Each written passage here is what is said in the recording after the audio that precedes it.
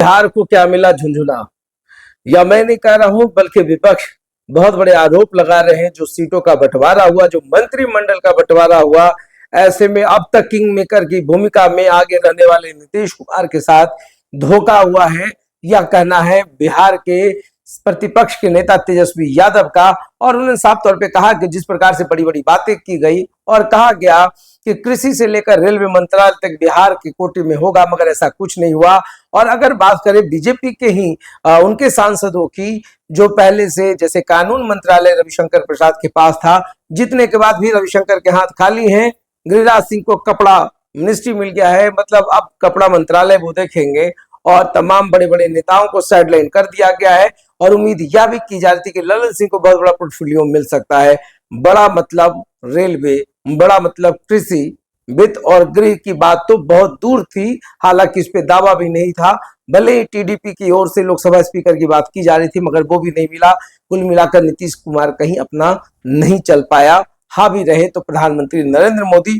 क्या कुछ हुआ, क्या डील हुआ, क्या ऐसा है कि बिहार के विशेष राज्य के दर्जा को लेकर के प्रधानमंत्री ने स्वीकृति दे दी है, मौन सहमति दे दी है, जिसके बाद नीतीश कुमार बिल्कुल शांत बैठ गए। क्योंकि मुझे जहां तक पता है, इतने बड़े चाणक्य कहे जाने वाले नीतीश कुमार कम से कम इन विभागों से तो मानने वाले नहीं थे।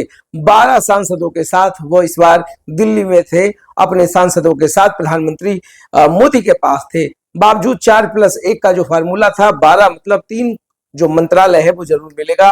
इसी प्रकार से अगर हम बात करें तो जीतन राम मांझी को एमएसएमई का विभाग दिया गया है। खेल मंत्रालय जो है वो चिराग पासवान को दिया गया है। तो क्या कुछ है, क्या ये इंसाफ हुआ है?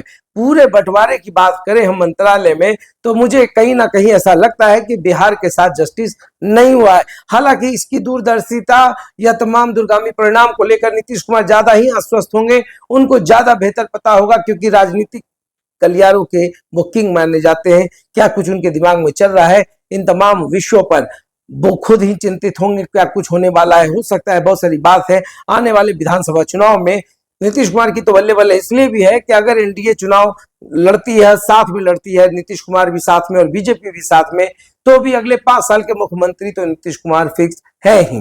और ऐसे में अब जो है कतईया प्रश्न नहीं उठता है कि बिहार में नेतृत्व की बात हो सके।